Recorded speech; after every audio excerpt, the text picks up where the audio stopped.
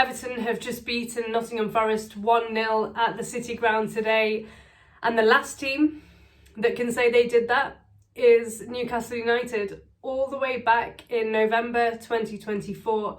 And that highlights what a fortress the City Ground has been for Nottingham Forest this season.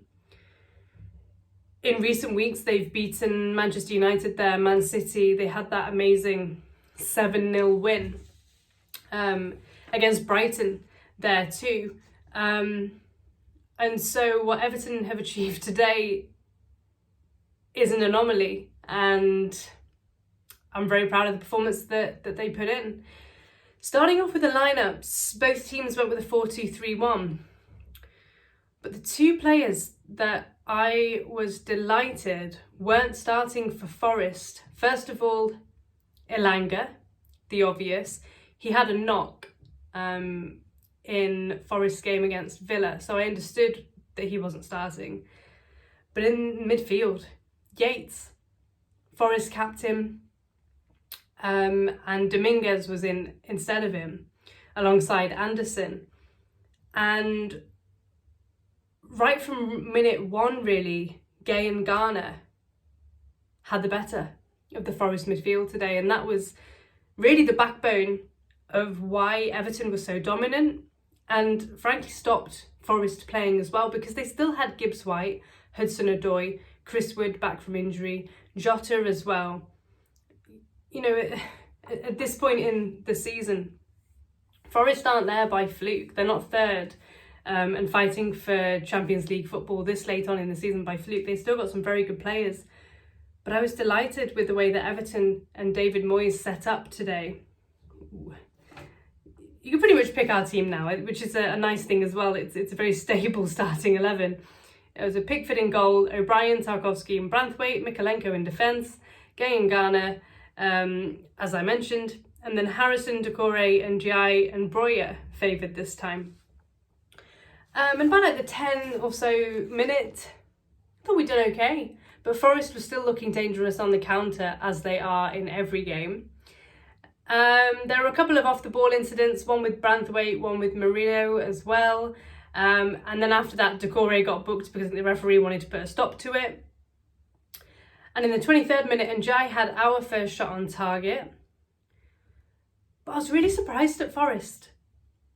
The fact that they were sitting back, they were allowing us to have possession. Both teams were sloppy in possession by that point. And then Garner had probably our best opportunity of the first half. His shot was saved by Sells. Then at the other end, Jota had a couple of shots saved by Pickford, but they were comfortable saves. And Giai had a header that was saved by Sells. Branthwaite got booked. Gibbs-White had a shot wide. Hudson-Odoi had a shot saved by Jordan Pickford, but again, it was straight at him. And by half-time, I was really content with the Everton performance. You know, we'd limited Forest. They'd had a few attempts, but really straight at Pickford and saves that I'd expect Pickford to make. And I was even more surprised by Forest in the second half because they did even less. Around 10 minutes into the second half, Hudson-Odoi again, straight at Jordan Pickford. And I then had an opportunity, but Sells came out quickly. And by the 60th minute, I thought, right, Everton are doing really well here and are definitely deserving of a point, if not more. Then Elanga's coming on and Jota's going off, and then I'm worried because, you know, he's their star attacking player. Nuno changes it to a 4-4-2. Gibbs-White goes out to the right. But it doesn't really have an impact, to be honest, from a Forest point of view. Beto comes on for Everton. Breuer goes off after a good hour. And Jai goes off too, having just come back from injury. Alcaraz comes on, and it's nice to have these options, having brought him in January. And then Yates comes on. So, you know, I haven't looked at Nottingham Forest religiously, so maybe Yates also had a knock. He's their captain, and I think he makes them tick. And so that's why I was so surprised that he didn't come on until something like the 75th minute. Good for us, though. A couple of minutes after that, Harrison had a chance, put the shot over. The pass to him though was slightly behind him. And then 10 minutes later, Idrissa Gana Gueye gets booked because he stops Gibbs White taking Forest on what looked like a very dangerous counter. Yeah, deservedly booked, and from an Everton point of view, we needed to stop it. And then we get to the 90th minute, and I'm thinking draw's probably a fair result, because, like I said, the last team to go to the City Ground and win was Newcastle 5 months ago. And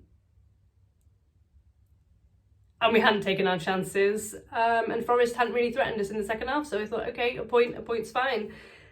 A minute before we score, Mikalenko makes a really good block, and then in the 94th minute, Everton do get the goal that the performance deserved, and it's Abdoulaye Doucouré. It came from a Forest corner. McNeil takes the ball. Lovely pass, perfect weight for Doucouré, and it's a really, really good finish. And so, credit to David Moyes, credit to the players again, which is lovely to be able to say, because our last away win was Palace, the 2-1 win, and it's another away win against a team where most people would have said Forest were going to win it. And if you're a Forest fan, today's not a good day, because you've conceded in the last minute. Already you might consider drop 2 points at home to Everton, a game that you should be winning. You then concede in the final minute. Man City have won earlier on really convincingly after going 2-0 down against Palace. Villa have also won, and so Forest now a really, really important 6 games coming up for them. And for us, seeing how high we can finish in the table. We have overtaken Tottenham again, but they have a game in hand on us. And it's nice to be able to be positive and say that this Everton team now looks like a team that, with a few additions, smart additions in the summer, should be looking at finishing 10th. Holding on to the players that we have, adding a few good players like Alcaraz, who we signed on loan, but is a very good option to have off the bench, NGI, etc. Reason to be positive, I hope. Okay, thank you for watching. Sorry it's slightly longer than normal. Bye.